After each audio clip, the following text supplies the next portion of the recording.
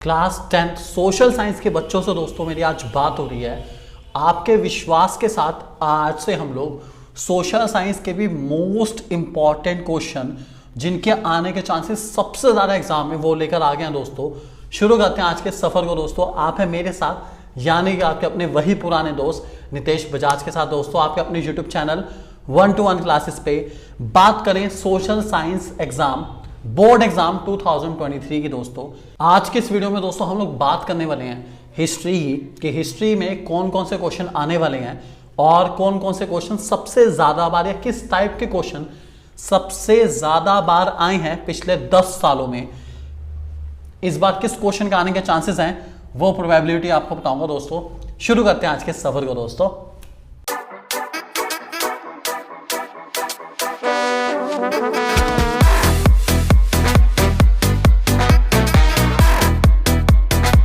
सबसे पहले बात करूं पेपर पैटर्न की तो 1 मार्क के 20 क्वेश्चन आपको मिलने वाले हैं, क्वेश्चन नंबर 1 से लेकर 20 तक, जो कि MCQ based multiple choice question होने वाले हैं।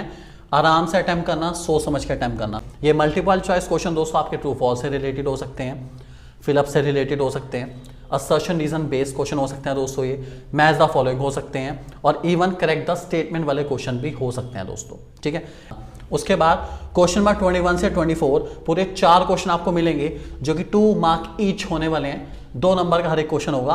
ठीक है, हर पार्ट में इंटरनल चॉइस आपको गिवन होगी।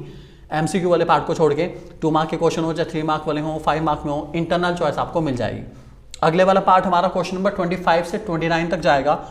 3 मार्क ईच आपको मिलने वाला है इसके अंदर क्वेश्चन। इसके अलावा 30 से 33 वाले दोस्तों 4 क्वेश्चन आपको मिलेंगे 5 मार्क ईच। आराम से करना, ये हमारे मेन क्वेश्चन है और ऐसे बेस्ड क्वेश्चन रहेंगे। आराम से सोच समझ के अटेम्प्ट करेंगे। इसके अलावा 34 से 36 क्वेश्चन दोस्तों 3 नंबर क्वेश्चन, ये हमारे 4 मार्क ईच रहने वाले हैं और ये केस बेस्ड क्वेश्चन रहेंगे। आपको इस क्वेश्चन में केस स्टडी मिलने वाली है, इसलिए थोड़ा आराम से और सोच समझ के इनको अटेम्प्ट करेंगे। एनालाइज करके सिचुएशन को इनको आइडेंटिफाई करके आपको लिखना पड़ेगा, आराम से कर लेंगे। इसके अलावा 37 क्वेश्चन, एक ही क्वेश्चन जो कि हमारे मैप से रिलेटेड होगा, जिसमें 2 प्लेसेस को प्लॉट करना या 2 चीज़ों को प्लॉट करना हिस्ट्री के ऊपर बेस्ड आएगा और 3 चीज़ों को प्लेस करना दोस्तों ज्योग्राफी के ऊपर बेस्ड आने वाला है। आराम से सोच समझ के और इजीली इनको आप लोग प्लेस कर देंगे दोस्तों। बात करूं अब फिलहाल हिस्ट्री की। 20 मार्क की हिस्ट्री है दोस्तों हमारे पास, जिसमें से 18 नंबर की तो आपके आने वाली है थ्योरी और 2 नंबर का आने वाला है, सिर्फ 2 नंबर का, केवल 2 और 2 नंबर का आने वाला है मैप। बात करूं सबसे पहले चैप्टर नेशनलिज्म इन यूरोप की, 5 नंबर का चैप्टर होगा दोस्तों। नेशनलिज्म इन इंडिया पूरे 5 नंबर का चैप्टर है। The making of global world 3 number का चैप्टर है। The age of industrialisation 4 number का चैप्टर है और प्रिंट कल्चर मॉडर्न वर्ल्ड पूरे 3 नंबर का चैप्टर है दोस्तों। मैं तो कहता हूं शुरू के 2 चैप्टर सबसे इंपॉर्टेंट है और इसमें नेशनलिज्म इन इंडिया से ही मैक्सिमम मैप वाला क्वेश्चन आता है। आराम से इसको अच्छे से तैयार करके चलेंगे दोस्तों। फिलहाल बात करूं दोस्तों सबसे पहले चैप्टर की, चैप्टर का नाम the rise of nationalism in Europe. Most important question कौन कौन से हैं वो जान लेते हैं दोस्तों। कौन कौन से क्वेश्चन पिछले कुछ सालों से रिपीट हो रहे हैं वो भी जानते हैं और इस बार किस क्वेश्चन के आने के चांस हैं वो भी बताऊंगा दोस्तों। शुरू करते हैं। पहला क्वेश्चन आपके सामने आ चुका है। Who was Otto von Bismarck, explain his role in unification of Germany. बहुत इंपॉर्टेंट क्वेश्चन है, आने के चांसेस काफी ज्यादा रहेंगे दोस्तों। दूसरा question, how has the French artist Frederic रुस्यो visualized in his first print of series of 4 points his dream of a world made up of democratic and social republic। काफी अच्छा क्वेश्चन है। Third question, when did the first clear cut expression of nationalism come into France?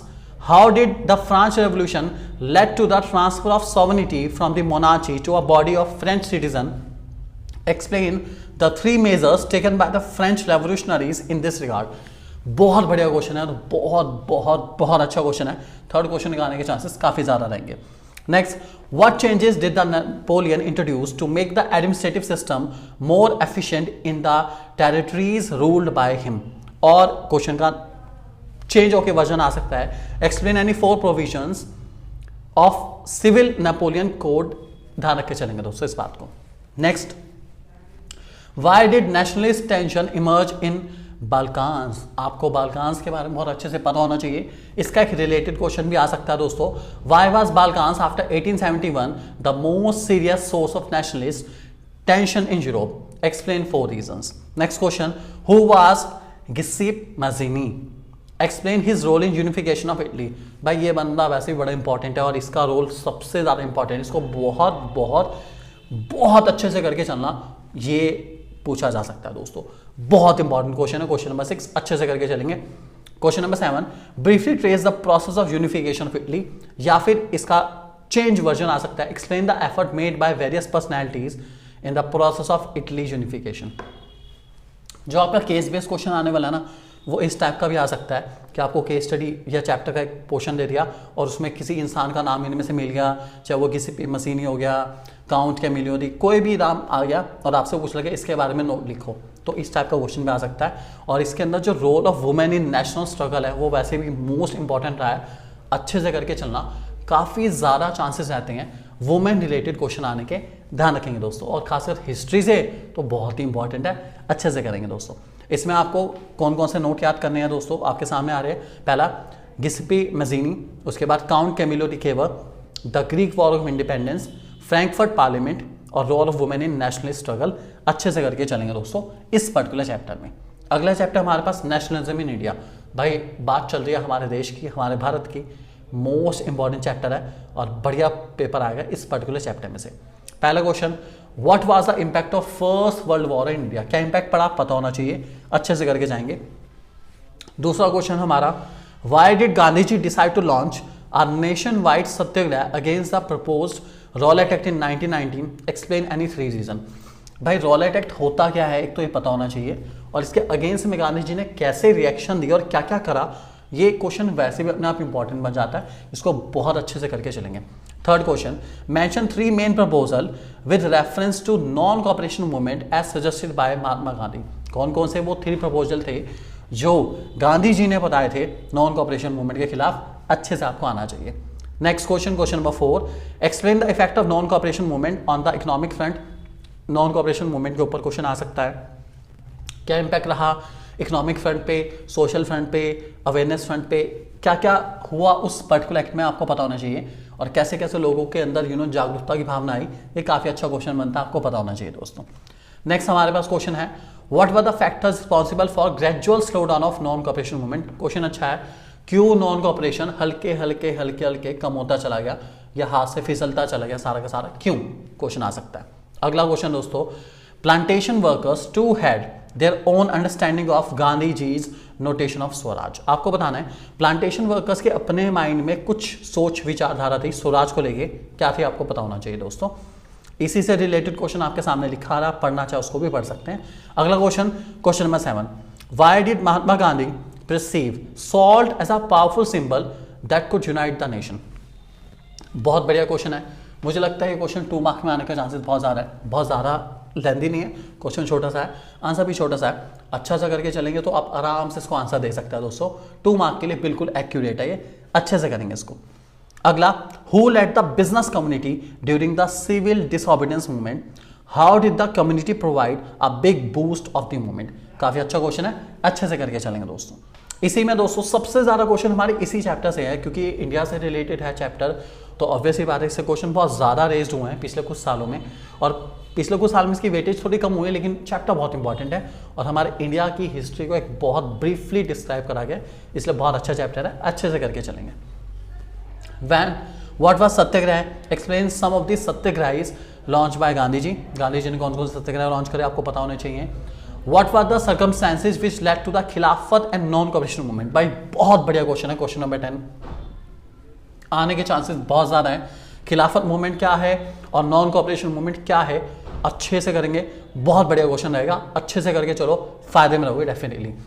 Explain the course of non cooperation movement in the country side. Non cooperation movement कैसे कैसे चला country side में, आपको पता होना चाहिए।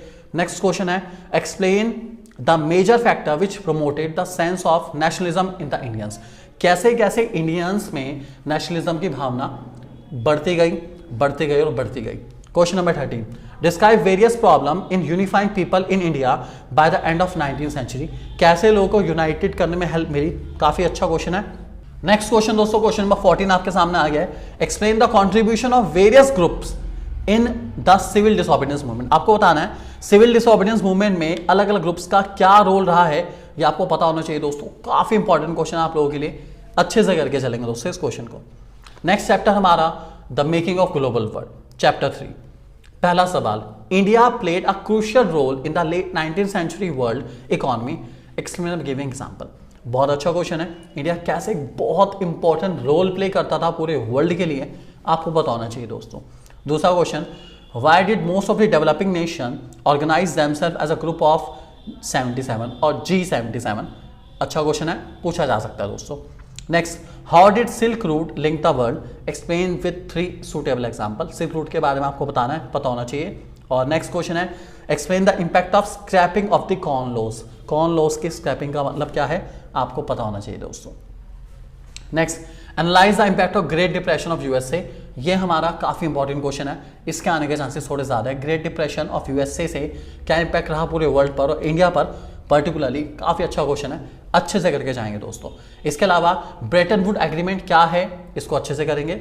Great depression के ऊपर मैं आपको ऑलरेडी बता चुका हूं, ग्रेट डिप्रेशन के ऊपर क्वेश्चन आने के चांसेस बहुत ज्यादा है, बहुत ज्यादा और बहुत ज्यादा है, अच्छे से करके जाना। और क्यों ग्रेट डिप्रेशन आया ये भी आपको पता होना चाहिए दोस्तों। नेक्स्ट क्वेश्चन हमारे पास इसी में, question number 9, what was the impact of spread of rinderpest on the cattle plague in African people, explain. आपको बताना है क्या इंपैक्ट रहा रिंडरपेस्ट का अफ्रीका के अंदर। बहुत अच्छा क्वेश्चन है, आने के चांसेस काफी ज्यादा है दोस्तों।